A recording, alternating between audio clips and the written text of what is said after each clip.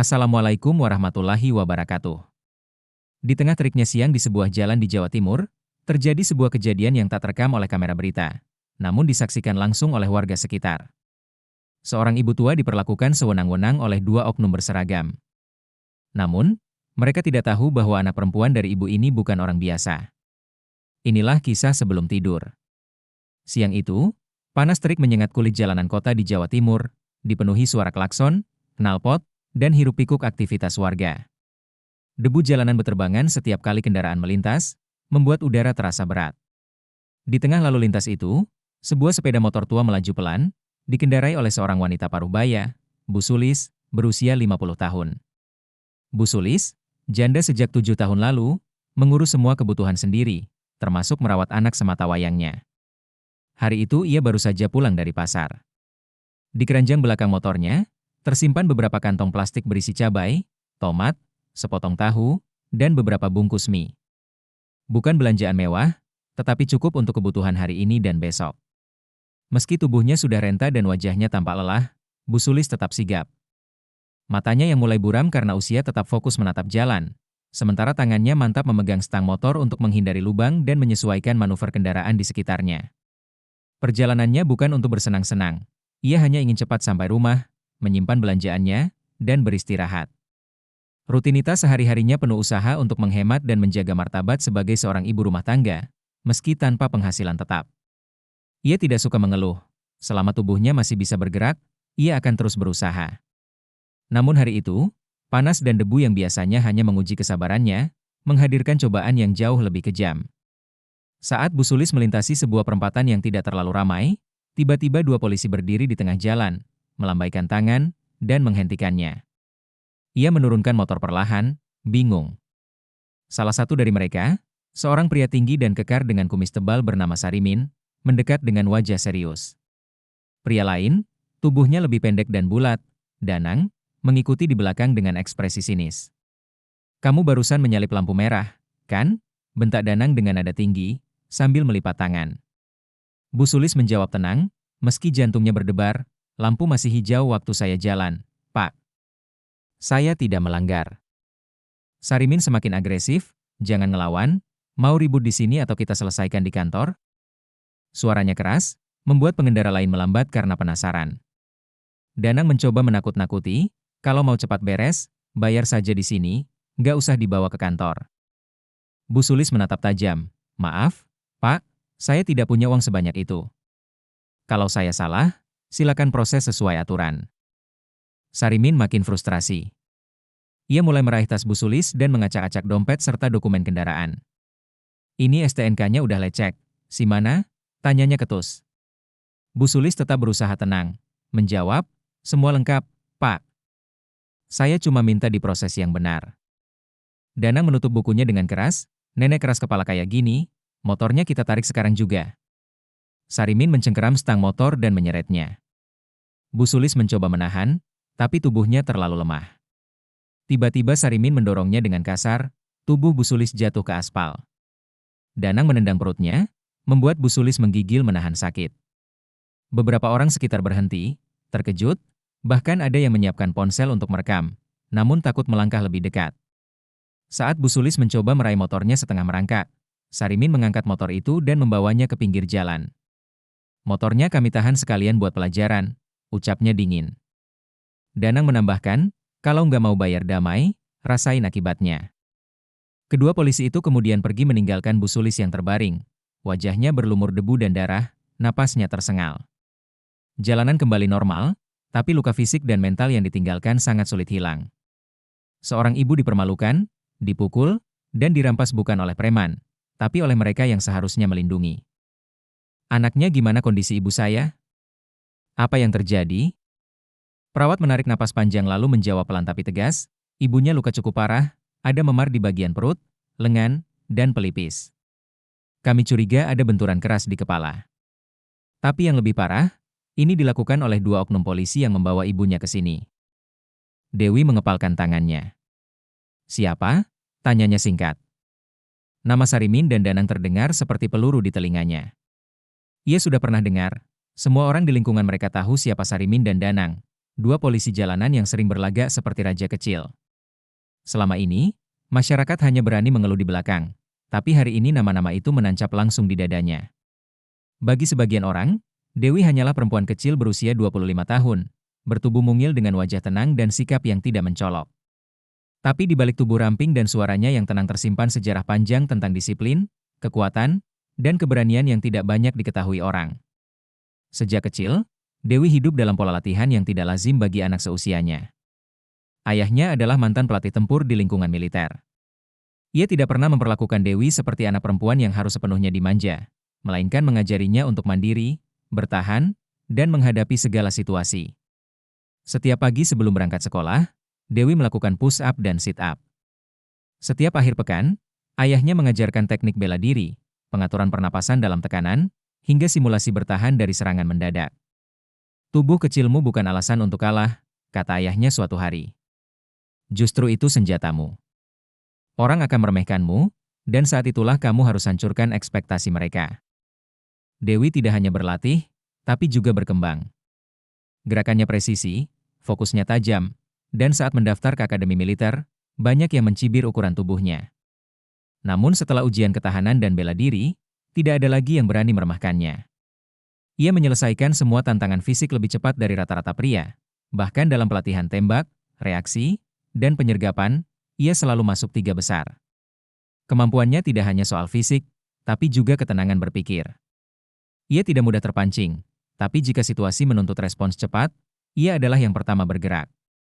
Karena itulah, 2 tahun lalu Dewi dipilih langsung oleh Kepala TNI untuk masuk tim khusus, unit yang hanya dikerahkan dalam operasi ekstrim. Ia ditempatkan di garis depan dan dikenal efisien dalam pengambilan keputusan serta penyelesaian target. Namun Dewi tidak membanggakan itu. Ia jarang bicara soal latar belakangnya. Di kampungnya, banyak yang hanya mengenalnya sebagai wanita tangguh yang jarang terlihat lemah. Tidak ada yang tahu tangan kecil yang tanpa halus itu pernah melumpuhkan penjahat bersenjata. Tidak ada yang tahu tubuh mungil itu dilatih untuk menahan sakit dan tetap berdiri. Di mana ibu saya sekarang? Tanyanya cepat di ruang observasi. Kami masih menunggu dokter spesialis untuk cek kepala beliau, kata perawat sambil menunjuk lorong sebelah kiri. Dewi tak menunggu, langsung berjalan cepat ke arah yang ditunjukkan. Matanya mulai memerah, bukan karena tangis, tapi karena kemarahan yang mulai membakar dari dalam. Ia tidak tahu apa yang akan dilakukannya, tapi satu hal jelas, ini tidak akan dibiarkan begitu saja. Hari itu, saat ibunya dipukul dan diinjak, semua latihan dan kekuatan Dewi tidak akan disimpan lagi. Ia keluar dari rumah sakit tanpa banyak bicara, masih dengan celana training dan kaos basah oleh keringat. Ia mengambil motornya dan langsung meluncur ke kantor polisi. Helmnya hanya menggantung di dagu, tidak peduli. Yang ada di kepalanya cuma satu hal, menemui 2 nama itu, Sarimin dan Danang. Mesin motor meraung saat ia memacu gas di jalan raya. Sepanjang perjalanan, ia mengatur napas agar amarah tidak meledak terlalu cepat. Tapi tangannya tetap mengepal di stang, dan wajahnya tak lagi menyimpan keraguan. Ia tahu persis apa yang harus dilakukan. Begitu sampai di halaman kantor polisi, Dewi langsung turun dan masuk ke lobi. Tak ada basa-basi. Ia menghampiri meja piket dan menatap lurus ke mata petugas yang berjaga. Sarimin sama Danang ada? Tanyanya singkat. Petugas laki-laki muda itu sedikit gugup melihat sorot matanya. Ia melirik cepat ke monitor lalu menjawab, mereka sedang keluar tugas, belum balik. Keluar tugas? Dewi mengulang datar. Suaranya tidak naik, tapi intonasinya keras, membuat suasana ruang depan langsung kaku. Iya, belum tahu jam berapanya balik, jawab si petugas, kini mulai salah tingkah. Dewi tidak menjawab, hanya menatap sekeliling. Sorot matanya dingin dan tajam, seperti menilai siapa yang bisa dipercaya dan siapa yang akan menjadi penghalang. Ia berdiri diam beberapa detik, lalu memutar tubuh dan berjalan keluar. Tidak ada kata lagi, tapi keheningan itu membuat seluruh ruangan lebih tegang. Begitu melangkah keluar dari pintu kantor polisi, Dewi berhenti sejenak, matanya menyapu halaman. Di antara deretan kendaraan tilang yang berjejer rapat, ia melihat motor tua itu. Catnya pudar, joknya robek, dan kantong belanjaan masih tergantung. Motor ibunya, yang dipukuli dan diseret di jalan, kini berdiri di sana seperti barang bukti. Dewi berjalan mendekat, menyentuh stangnya, menggenggamnya keras, seolah memastikan ini bukan sekadar ilusi. Emosi dalam dirinya mulai muncul, amarah, Kesal, jijik, dan rasa bersalah karena tidak berada di sana saat ibunya diperlakukan seperti itu. Tiba-tiba, dua bayangan besar masuk ke penglihatannya. Langkah mereka berat, sepatu taktis menggesek lantai semen terdengar jelas. "Loh, ini motor kamu ya?" Suara berat datang dari kiri. Sarimin berdiri tegap dengan tangan disilangkan, kumisnya rapi, ekspresinya angkuh. Danang berdiri sambil mengunyah permen karet. "Atau jangan-jangan ini motor mak lu yang sok-sokan tadi pagi," katanya sambil terkekeh, menyiratkan ejekan. Dewi diam, menatap mereka berdua. Tatapannya kini tajam seperti pisau siap menebas kapan saja.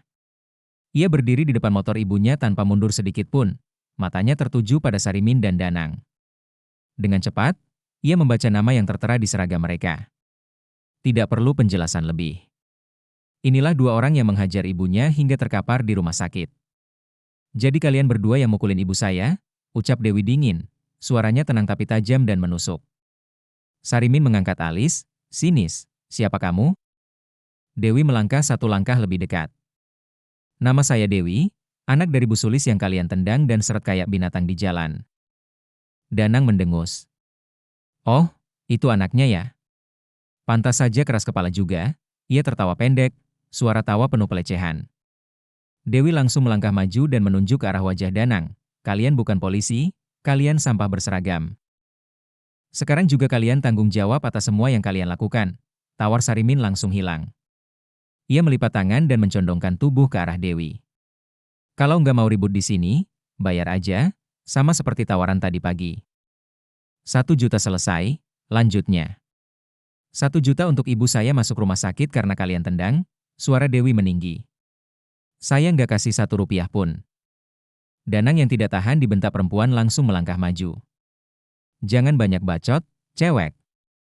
Tanpa aba-aba, ia mengayunkan tangan kanan dan menghantam pipi Dewi. Suara tamparan itu keras dan jelas terdengar di seluruh halaman. Dewi terhuyung dan jatuh ke aspal, menghantam lutut dan siku.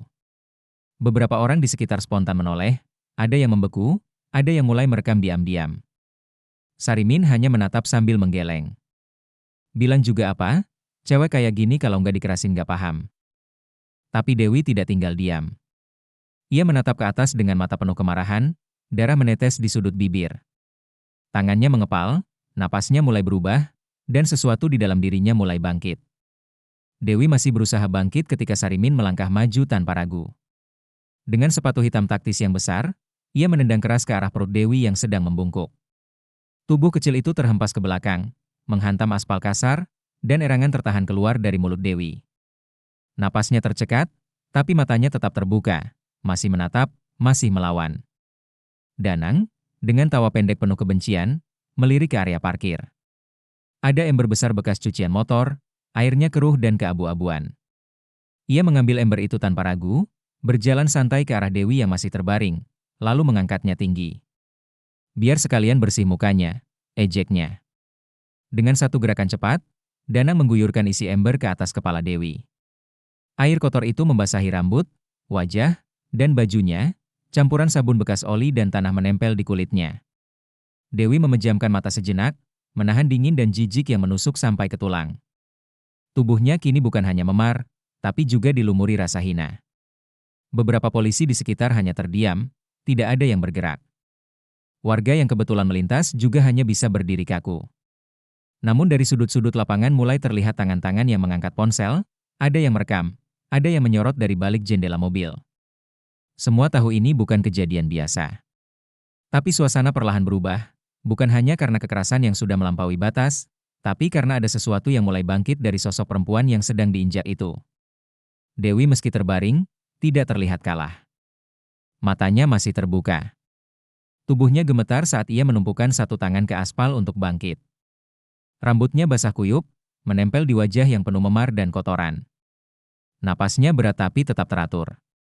Perlahan ia berdiri tegak, tangannya mengepal, punggungnya lurus. Ia tidak lagi sekadar korban. Kini matanya menatap lurus ke arah dua pria di depannya.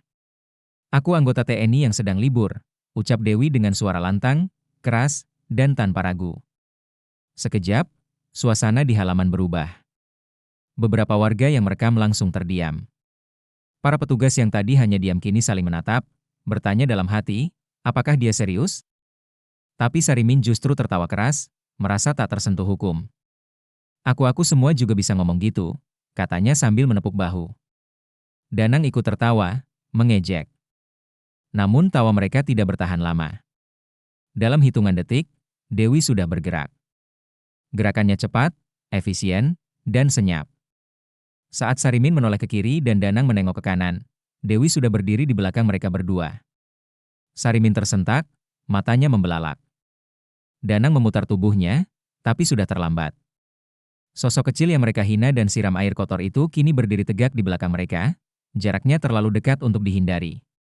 Tatapan Dewi tajam dan dingin.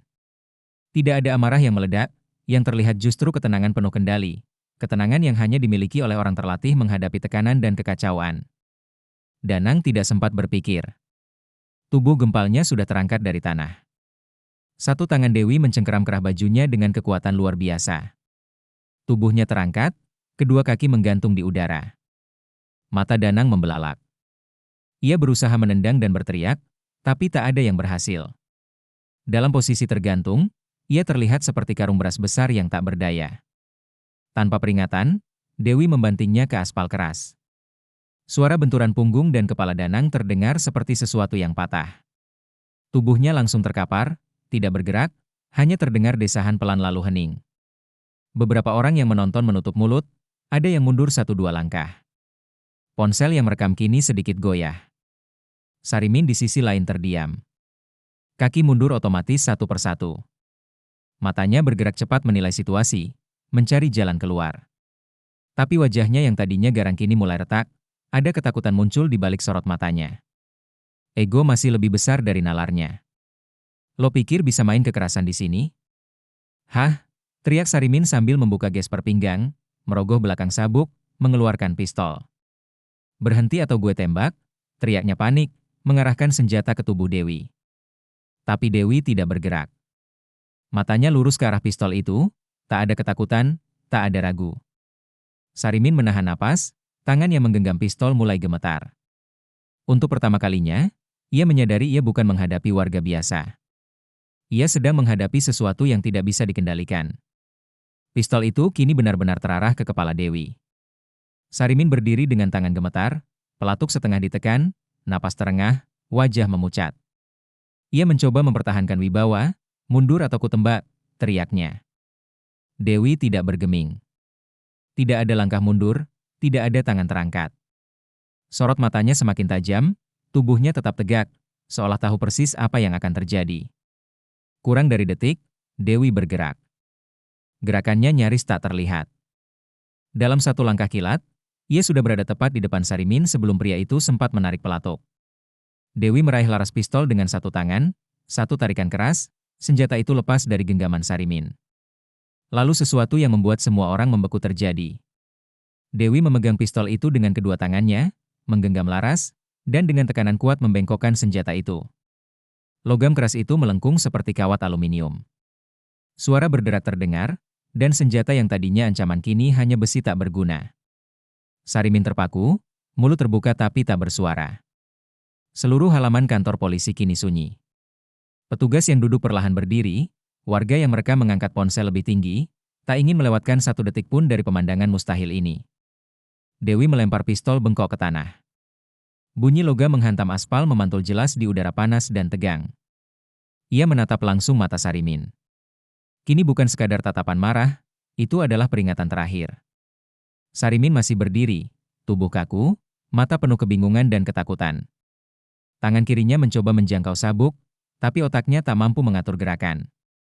Ia tidak tahu harus melawan atau kabur. Dewi tidak memberinya pilihan. Langkah mantapnya mendekat, 1-2 langkah membuat Sarimin mundur setengah meter. Sebelum ia sempat ambil napas, satu tinju meluncur dari kanan, cepat, padat, dan terarah.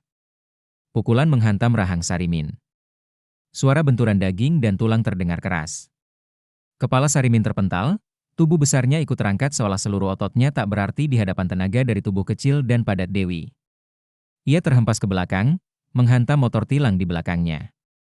Tubuh terguling, mulut berdarah, mata kiri mulai membiru. Tak ada gerakan, Hanya napas tersendat dan erangan kecil nyaris tak terdengar. Warga yang merekam, petugas yang diam, orang baru datang, semua menatap tengah lapangan. Di sana berdiri seorang perempuan dengan baju basah, tubuh penuh luka, wajah memar, tangan mengepal. Yang paling mencolok, dia berdiri, sementara dua pria berseragam terkapar tak berdaya. Tidak butuh waktu lama, video amatir sudah tersebar di media sosial. Detik demi detik direkam dari berbagai sudut, saat Dewi dipukul, air kotor disiram, hingga momen ia membengkokkan pistol dan menjatuhkan Sarimin dengan satu pukulan. Tidak ada sensor, tidak ada narasi dibuat-buat. Fakta visual itu jelas untuk dibantah. Video langsung viral. Grup WhatsApp warga, akun media lokal, kanal berita nasional mulai menyebarkannya. Netizen cepat menyebut nama dua oknum, Sarimin dan Danang. Reaksi dari atas tidak bisa ditunda.